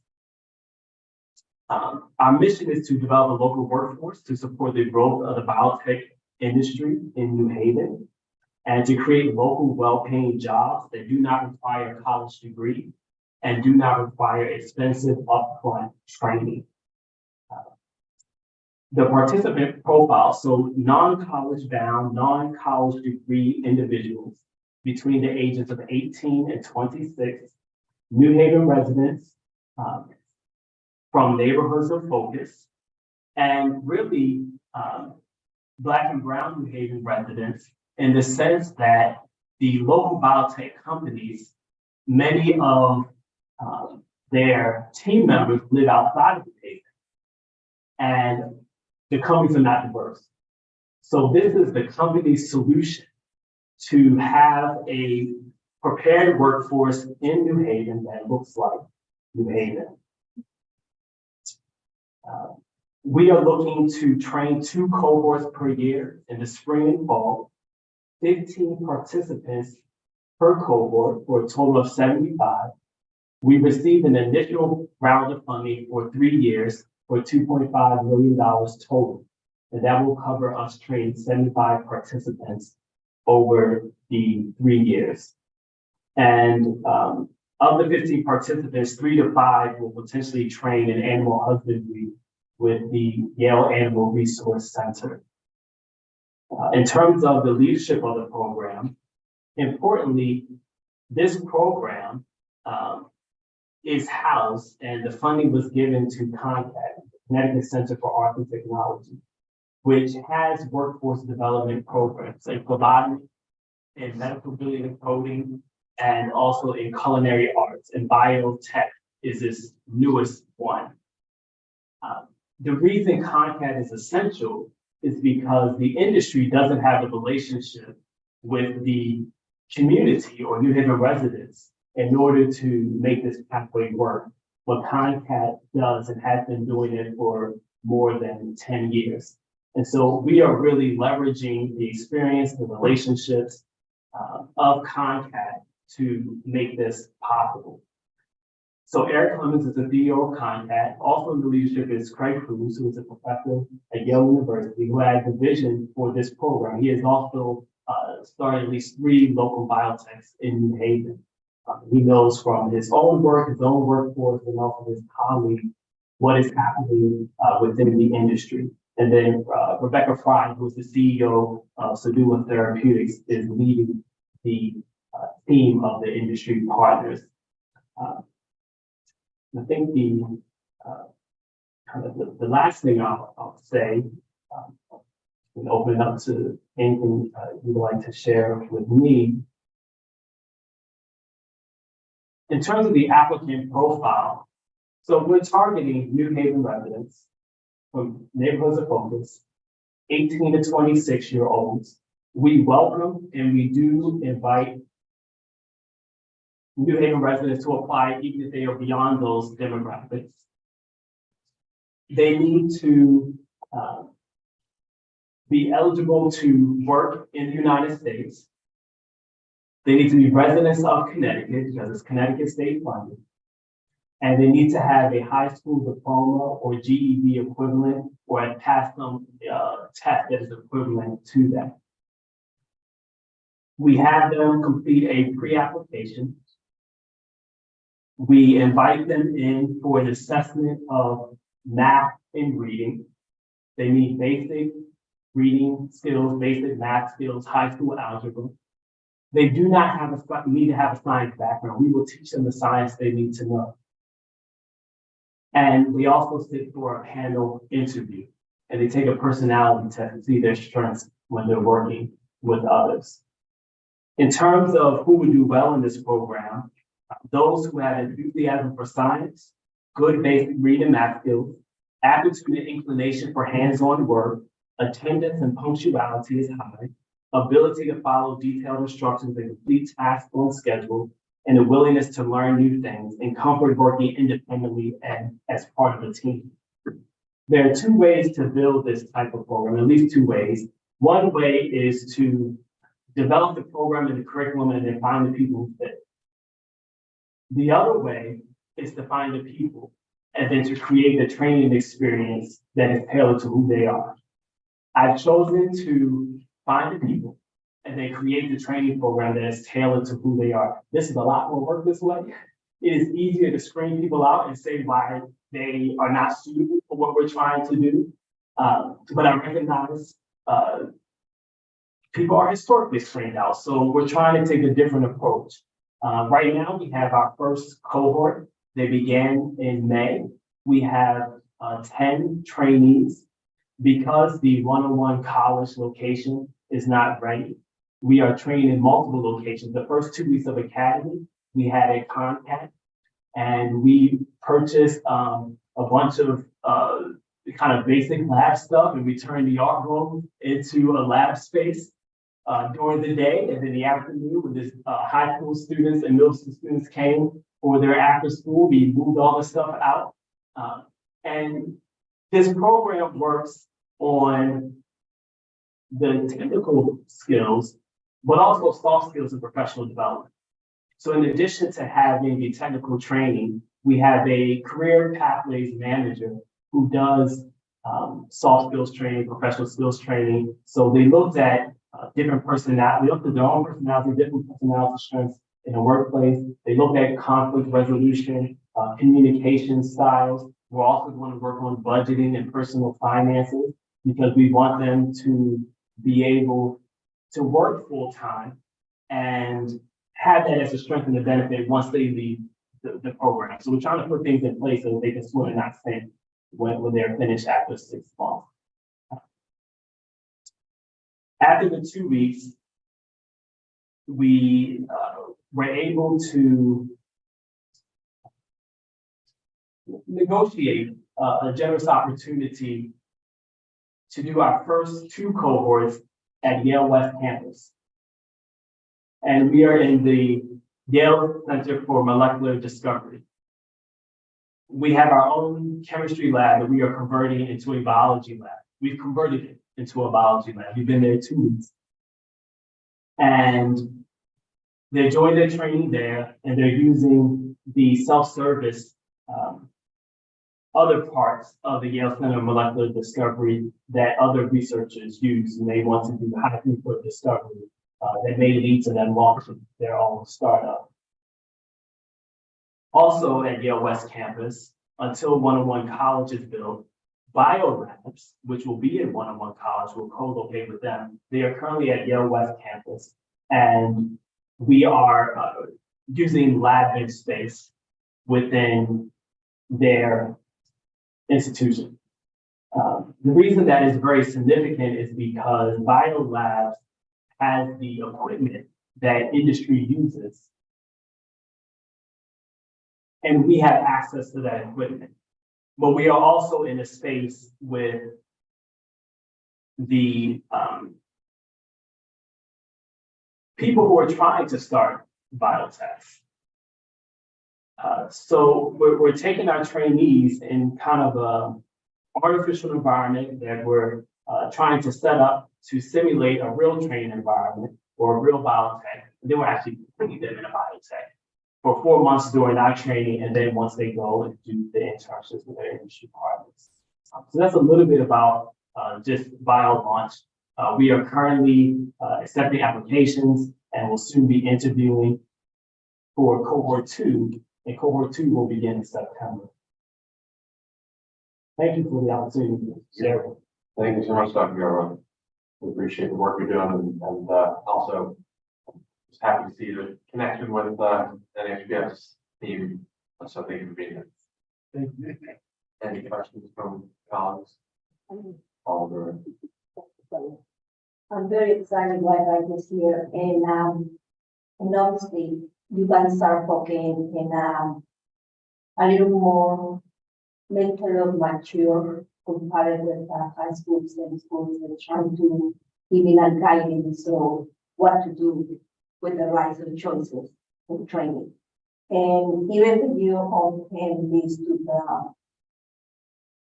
parenting rotation to 26, there's also open for people beyond that.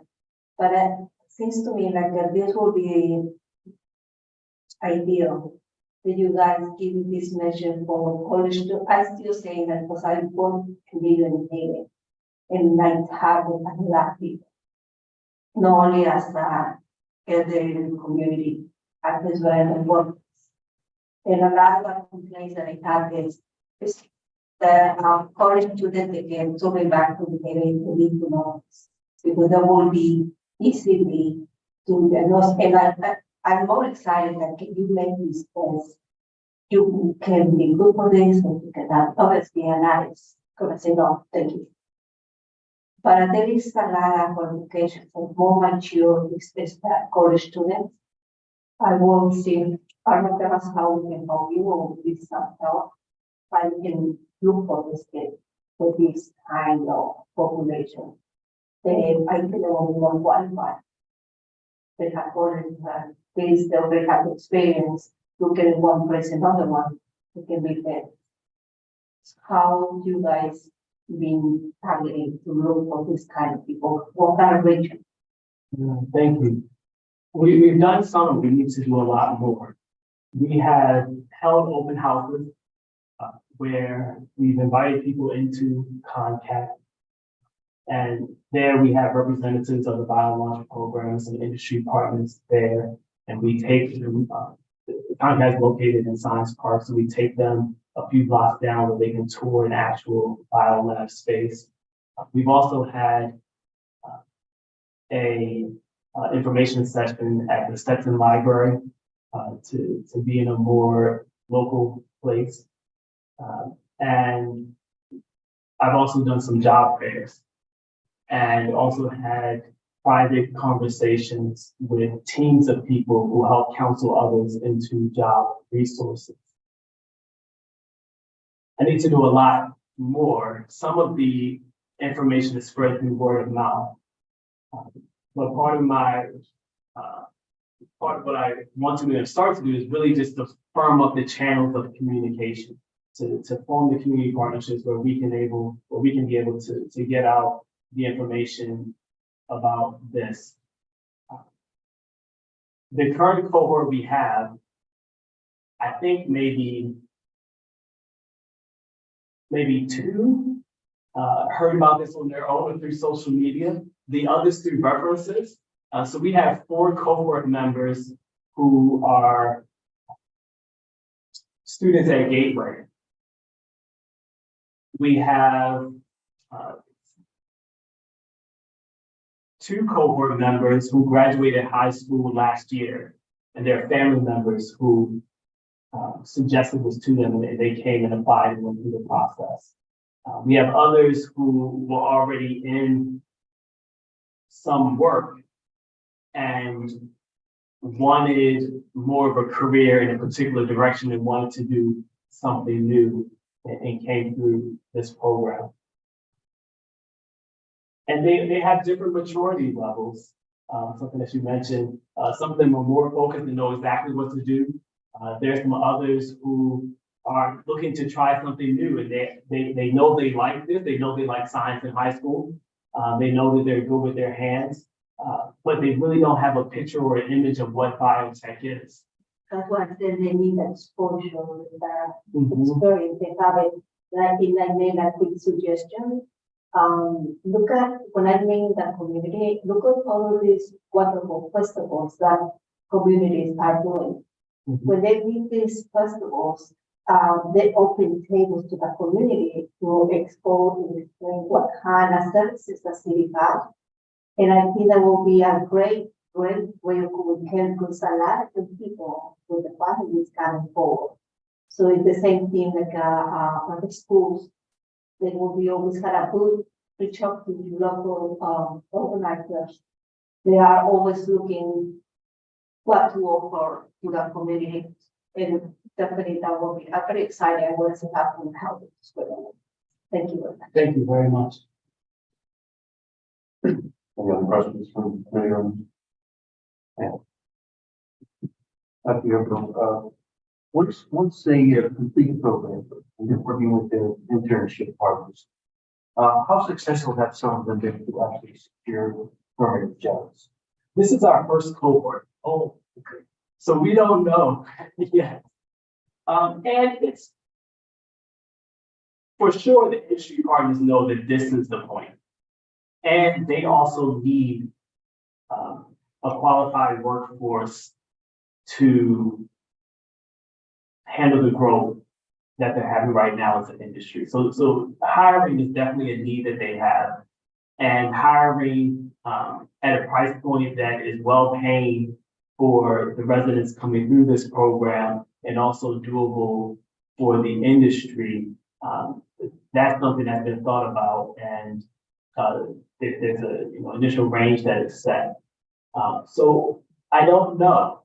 But what we intend to do on our end, are two things. One, for the internship experience, to do some smart matching. To ask these particular companies, what are your needs? What are you looking for? And what areas are you looking to hire? And then to look at our cohorts and see who has strengths in various things and have them do that internship. So that's something that we're looking to do that I think will help. The other challenge with biotech,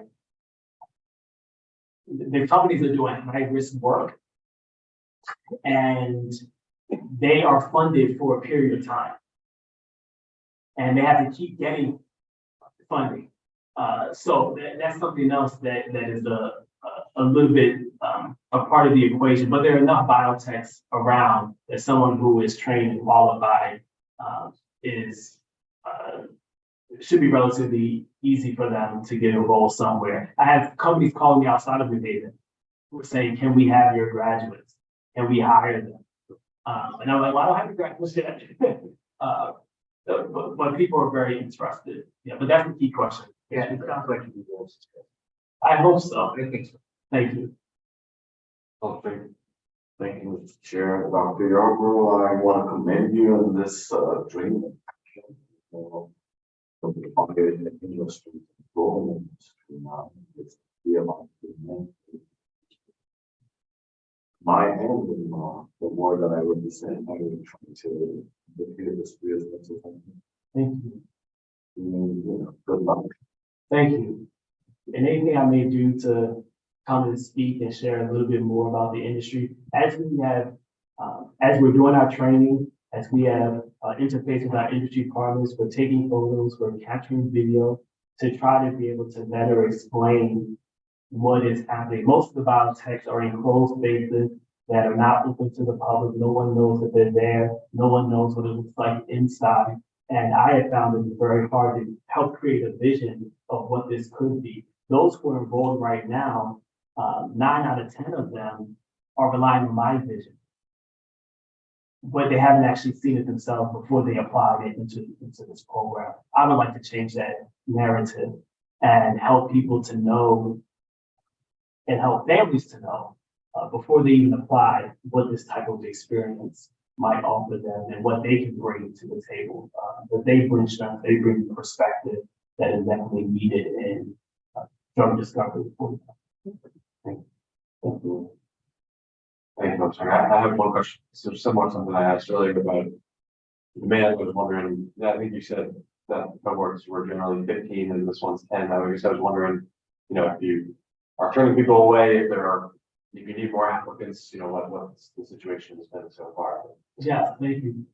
We do need more applicants. We had, the numbers written somewhere, we had more than 10 apply. We had many to apply. We also, we had many apply, and people have to get through the application process. In some ways, it's simple because right now we're not asking for letters of reference. We're not asking them to write essays. We're not asking people to buy their high school transcripts. But we are asking them to come to contact multiple times. So we're asking them to fill out an online application, come in for an assessment, come back for an interview. We're looking at, are you on time? Do you actually follow through with the appointment that you make? When you're in academy, are you able to complete these full 2 weeks? And then once you complete academy, then you're officially enrolled in this program. So there are several steps that people need to get through, because when we step into the industry part of when they graduate, we want them to be fully prepared for the rigors of the workforce. We definitely do want more applicants and need more applicants. There are 10 right now who are waiting and have applied for this next cohort. I haven't gone through their applications, and the first is just the first application is just their official documents and their name and address that they're providing. We also do a background check at that time. Once they sit for their assessment, then they fill out a full application that asks them a little bit more about their interests and why specifically biotech. We do want people who have some interest in this. But yes, for more applicants. I don't want to have to deny people. So that's the hard part of having more applicants. I don't want that. But I don't want for people to say, I didn't know that this existed and I wish I knew. So that's my challenge now, is getting the word out. If they're very used to the process, they know about things, so, well, I know how to do it. Yeah. An experiment, and all you have to do matches their, quality as, preference, which I think is great. Doing that qualification, also. Yeah, and we have some students who are interested in college or in college, but we also want those who have other plans for themselves or are not interested in college, not necessarily college bound, and to be able to provide an opportunity for them. I will say college doesn't, college and actual working in biotech are two different things. And when people are in college and they want to go into biotech, there's still an extra step that they need in order to really be suitable for the biotech space. And that's that internship and hands-on experience. The biotech companies, they say, like, the college students come, but if they haven't had internship and hands-on experience, one, they don't know if they're really interested. Two, they don't necessarily know how they can translate intellectual knowledge to actual application. So there still is a leap for them. What we do is very experiential learning in lab, and that's a little bit different from academic learning, where you're being told something up front and you try to retain it. But the experiment part is learning through mistakes. And it's a little bit different training than what most academic places put forward. And I have observed with your name, those who have some college experience or experience at Gateway,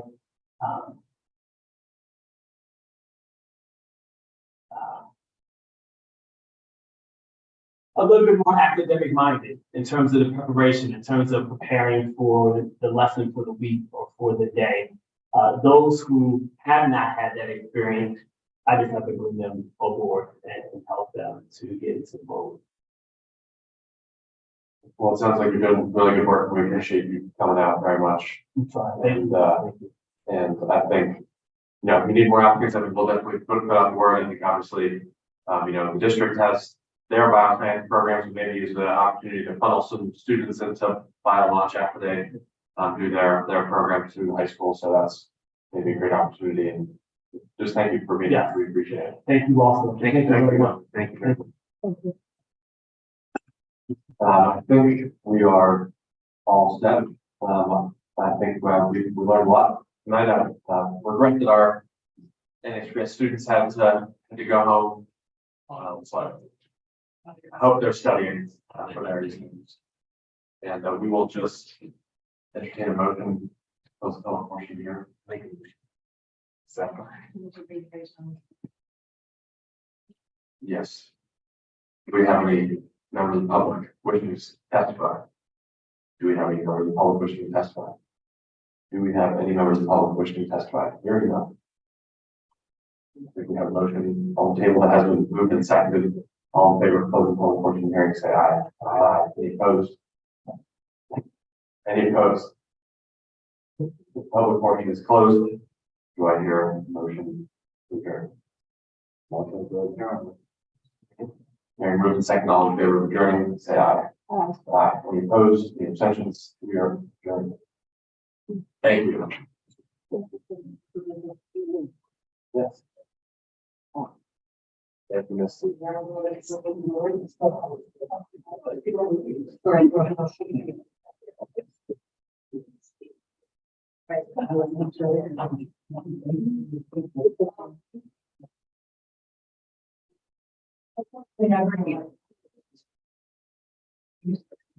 Thank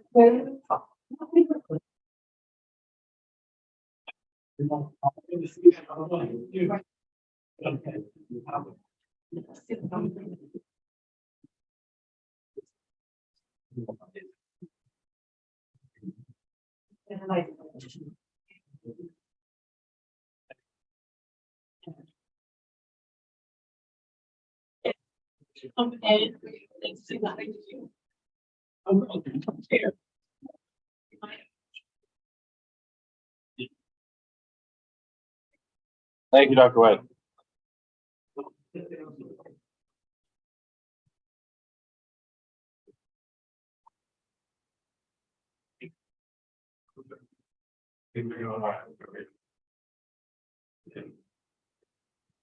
That's truly you guys.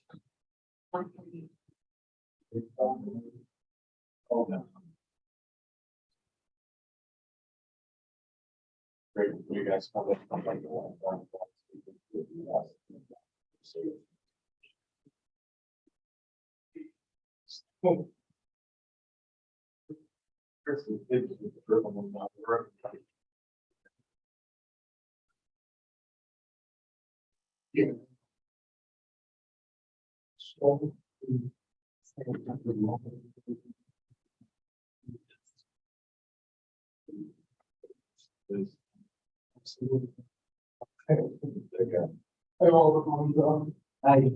how are you? Thanks so much. That's great.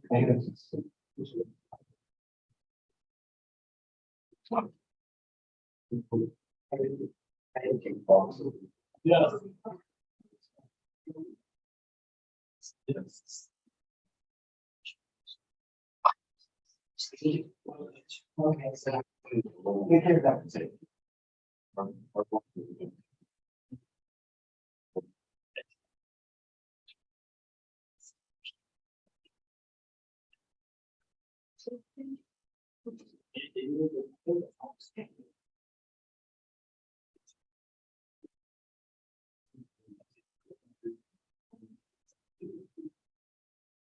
Just need you to go to the office. I think, Yeah. you know. Circle the other night, with one of them, it's supposed to be. Okay, just pull, Yeah, push the button and pull. push. There you go. Well, that's just all.